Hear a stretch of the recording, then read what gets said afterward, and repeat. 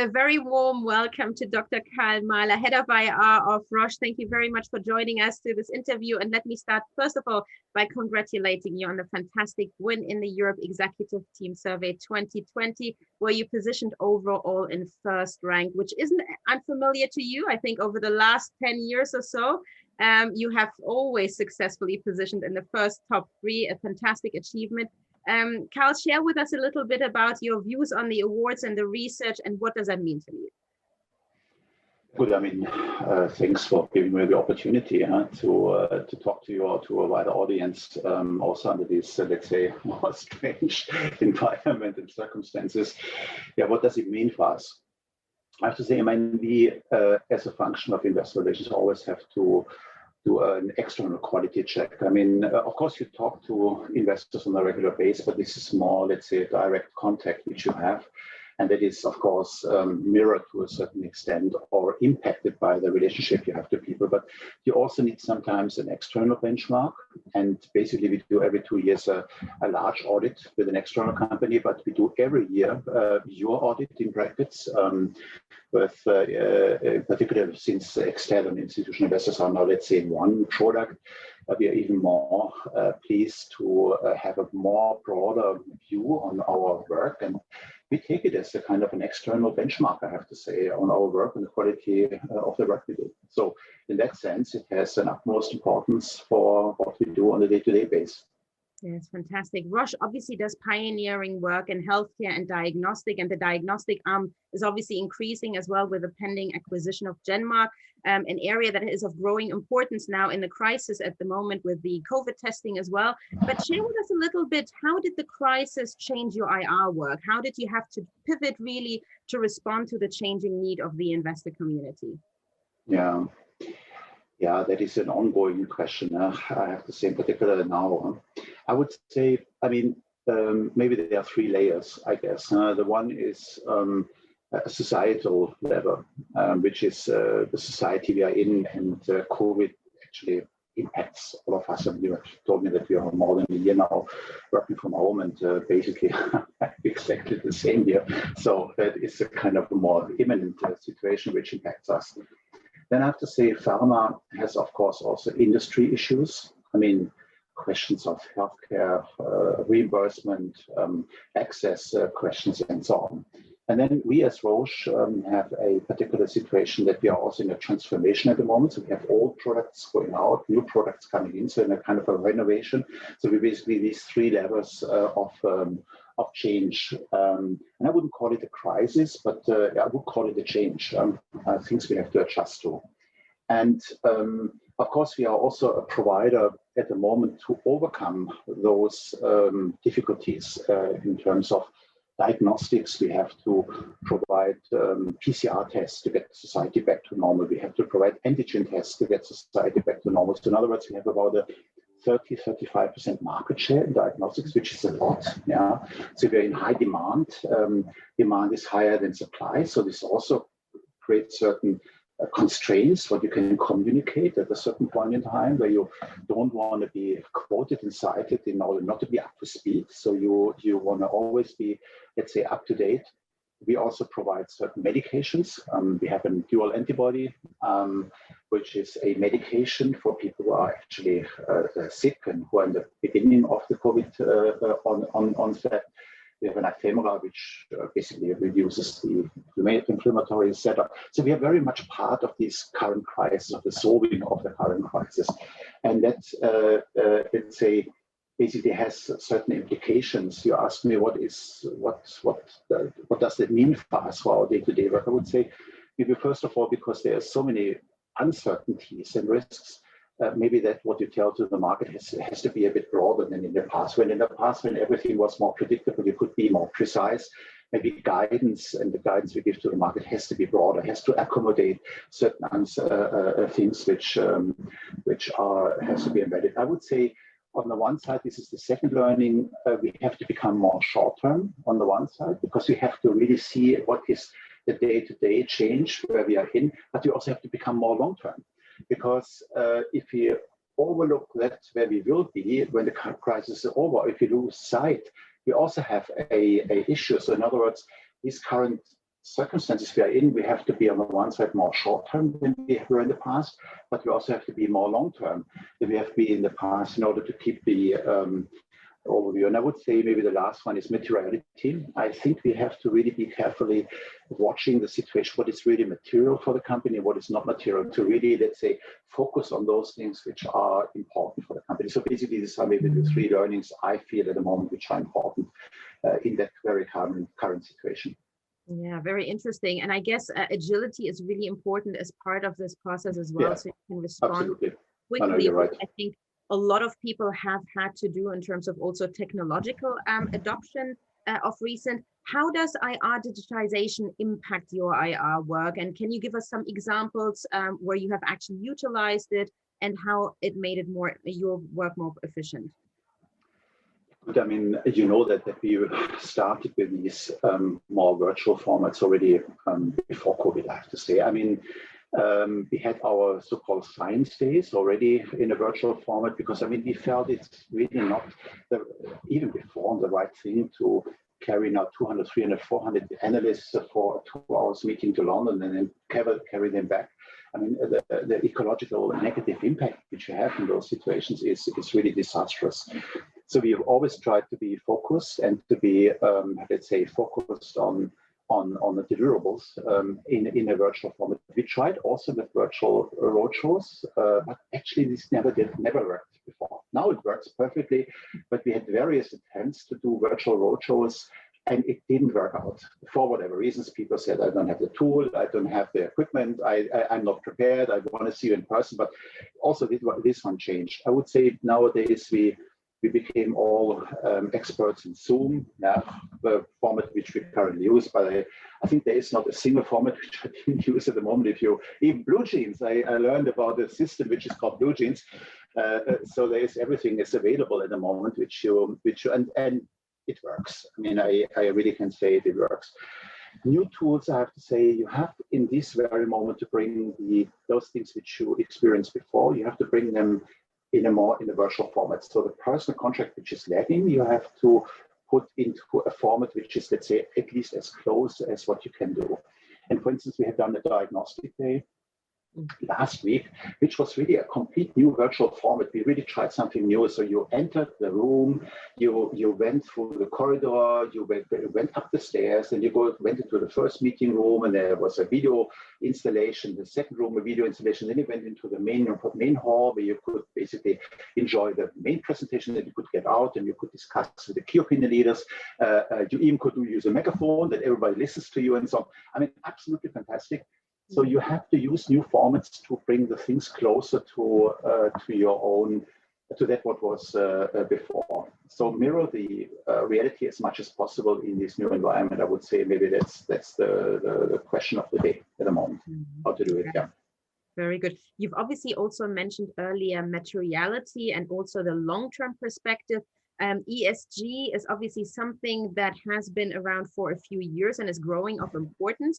It's something that has gained momentum in the pandemic as well. But obviously the long-term view on ESG and how you're actually incorporating it as part of your investor story, how do you align with investors on materiality aspects?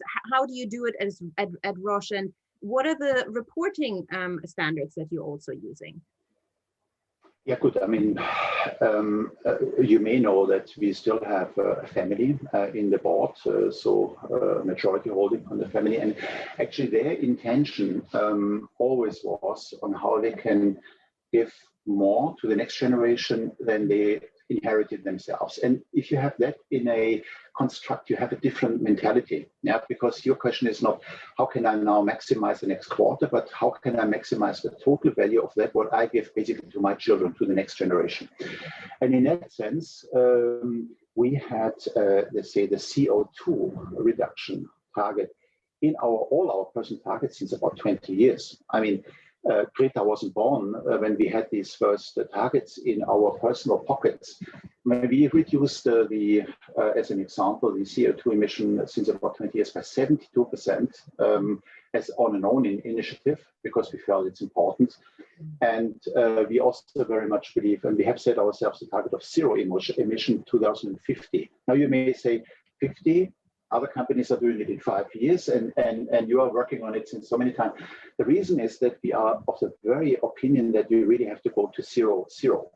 I mean, other companies are then buying any kind of certificates, any kind of making it up.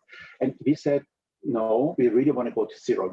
Zero means zero, and not buying a certificate for something.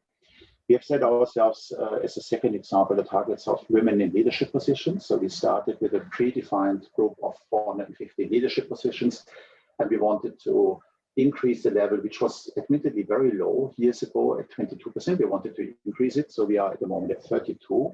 Still not the end. We really want to go higher. This is another target which we have in our buckets. About 44% of our general manager positions are women, so quite a lot. And the last one is access to medicine. So for us, the key question is not so much, let's say, like for other industries where you have a lot of pollution and direct impact on the environment. So our primary question is how you can guarantee access. How can everybody, let's say, profit from the medicines which we do, and how can we enable basically everybody to profit from this one?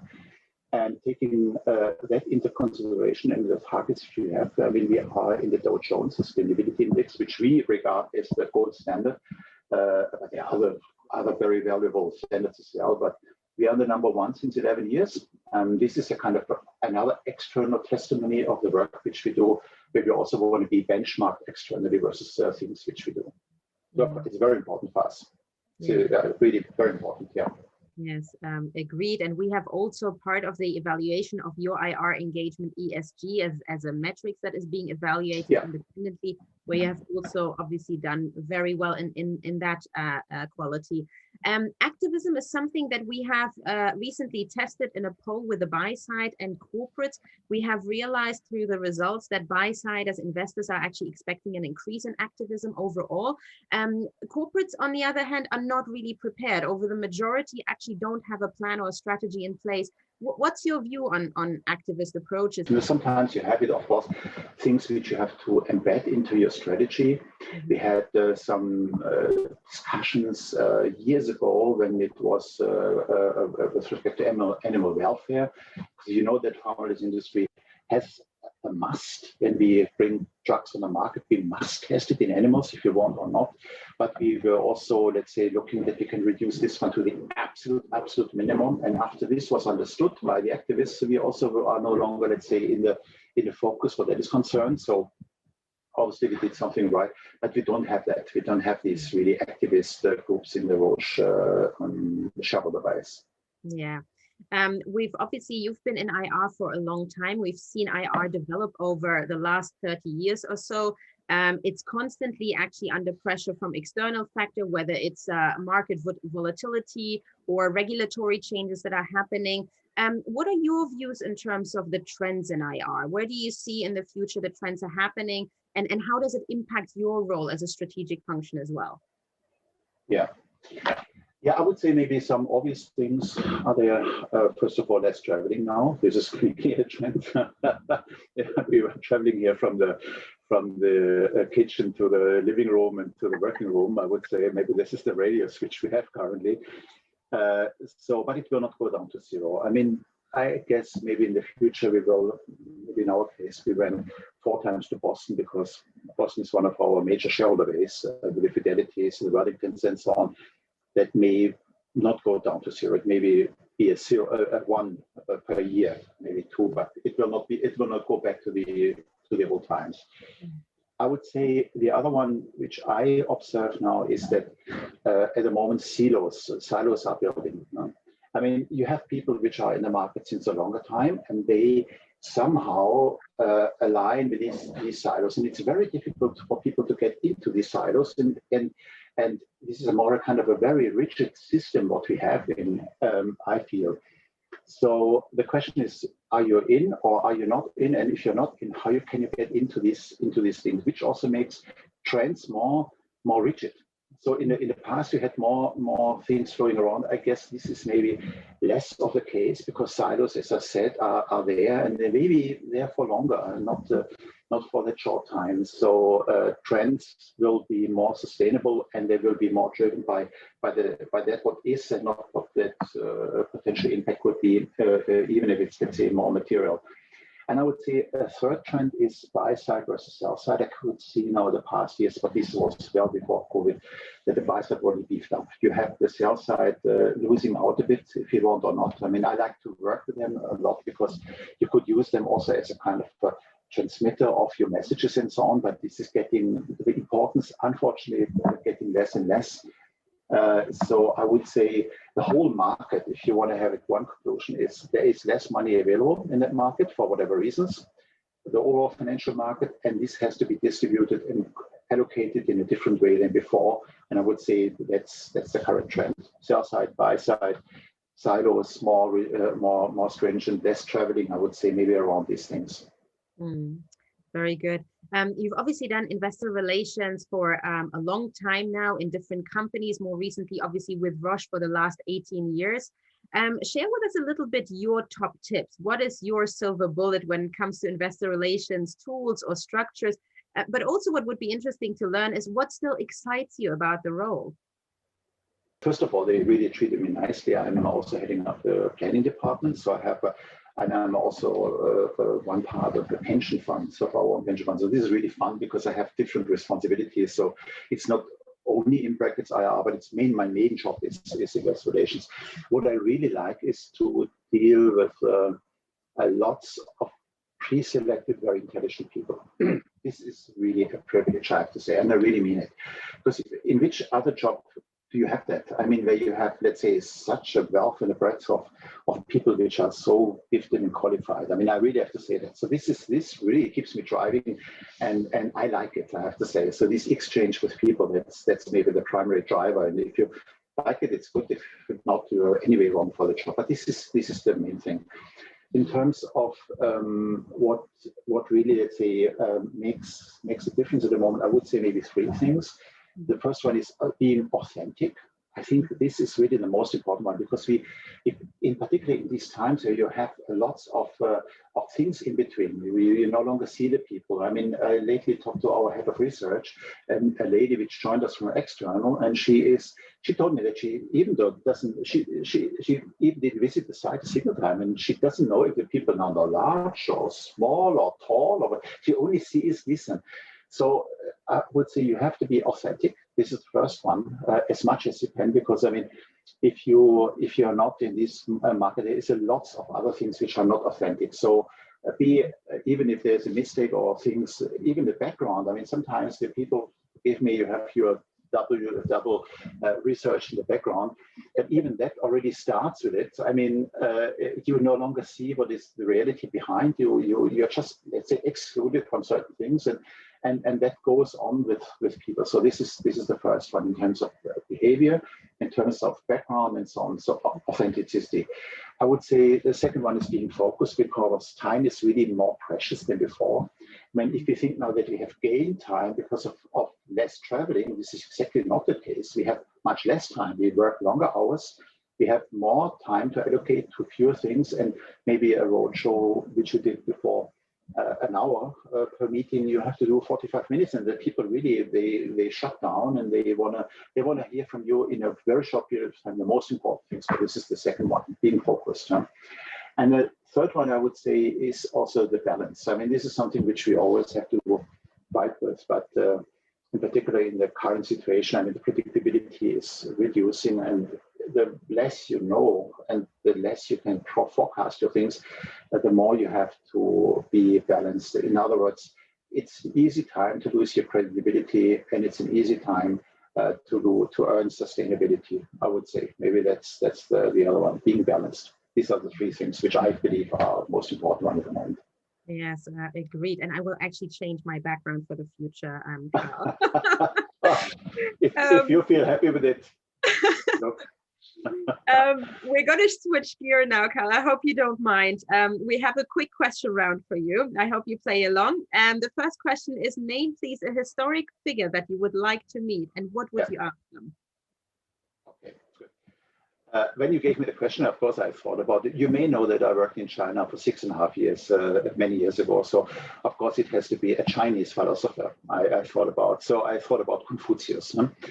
And one of his sayings was, if you think in a year, you plant a seed. If you think in 10 years, you plant a tree. And if you think in 100 years, you invest in people. And I would say maybe that's really the only thing what we have to do is we have to think about structures and people. And that is at the moment, I think, particularly in these very isolated times, even more so than before, the thing to do. So that is maybe the first one. What I would like to ask him, I also thought about, I would say, if mankind, if we ever will maybe have the perfect healthcare, maybe that would be something I would really be interested in. You see, I mean, maybe we may be in a situation in 10, 15, 20, 50 years where we can basically having any kind of health cured. There will be no cancer. We will all be slim. There will be no diabetes. If we have a liver problem, we get into a kind of a lab. There is a kind of an artificial lab which is building a kidney or whatever, or liver building up, and you get it transplanted, and you can basically live 50, 100 years in perfect health. And I really wonder if that will be something which we really would like to have. So what is really the role of healthcare? Really, this is something which I would really like to have. Because I mean, at the moment we are always running behind the optimal treatment and behind optimal solutions. But is that really that? If we ever achieve it, is that what we want to achieve? I really was wondering about this one. So he's more intelligent than I am, so I guess he has an answer on this one. I guess. Yeah, interesting. What would happen to the pharma companies in that scenario then? So that is exactly the case. Yeah, good. I mean, maybe it will still take a bit of time. Yeah? But you're right. Yeah? Maybe we will become consultants. Yeah? Or whatever. Yeah. I don't know. Could be. Yeah. Do you have a favorite band or a singer or musician, Karl? I have to say I'm very much into music. I really love music, and I'm not so much fixated about one particular style. So pop is at the moment is always changing. At the moment, I like Balthasar. There is the one. I think it's a Belgian group or so. They have a song called Fever. I really like the rhythm very much, but this is changing. Then I like jazz. Maybe you know Niels Petter Molvær. It's a bit more esoteric. I like it very much, but also classic. So maybe Tchaikovsky, number 6, Kirill Petrenko from the Berlin Philharmonic. So maybe that shows you a bit the range. So I'm not going there. I'm not saying today I'm only into classic, and I mix it every day. So that's yeah. Lovely. And do you have a quote from a movie that you use in regular life? Yes, I also thought about this one when you asked me the question. I have to say here I go for John Wayne. Huh? I go for John Wayne. Huh? And he once said in a movie, I have to say, I'm only responsible, he said, for what I say. I'm not responsible for what you understand. Huh? And I have to say, I really like this one. Yeah, you wouldn't expect it from John Wayne, I have to say, but that's definitely something which has lots of truth in. Yeah, makes investor relations slightly more difficult, I would say, though. If you don't care about what the others understand, I would say you are wrong in the job. But still, I like the quote. Yeah. Absolutely. And do you have a favorite board game that you play, or how do you relax on a day off? Board game, there is one which I'm absolutely 100% sure you don't know, and this is a cards game which is called Netzero. This is only played in the region of the northern part of Switzerland, in the southwest part of Germany, and in the southeast part of France, in the Alsace. So it's only few people know it, and I grew up with it actually. I grew up in a very small town, and each time when there were 4 players, you need 4 players. I mean, there was one missing. They always asked me to step in, and so I know that game. And one of the few ones, and our PhD professor even he also comes from this region. I was, of course, advantaged because I already knew how to play it. So I'm one of the few ones who still know how to play that game. So I hope you passed on the knowledge then to other people. Here we go. That's exactly, in this isolated situation, it's make it difficult, exactly. Yes. Can you play it online? No, not really, no, not really, no. Of course. Yeah. And There's too much cheating there. Too much cheating. Yeah, you don't want to do that. Yeah. And finally, Karl, what is your resolution for 2021 or personal objective that you have? Yeah, maybe a bit more traveling. I have to say, I'm very much looking forward to seeing the people now. This is a bit out of my hands, but I sincerely hope that I can meet you in London or investors or wherever. I really very much looking forward to this one. See people. And yeah, I would say overall, COVID was not so bad on the one side in terms of personal objectives. So I hope that I can continue with some of the things I started with, I have to say, because I actually did more for my health. I was more hiking. I did more for my personal exercise. So in that sense, I hope that I can continue with a part of that what I was forced into the next year, yeah, and the years hopefully. Yeah, wonderful, wonderful. Well, Karl Mahler, Head of IR of Investor Relations of Roche, thank you very much for your time. Thank you for the great insights you shared here with us. And again, congratulations on the fantastic achievement, not only in the 2020 Europe Executive Team, but across all those years, those many years where you have actually ranked in top positions. And all the best for this year. And hopefully we get to see each other in Basel this year, fingers crossed. Absolutely, Amani. I wish you a nice day. Thanks for giving us the opportunity. All the best to you. Bye-bye.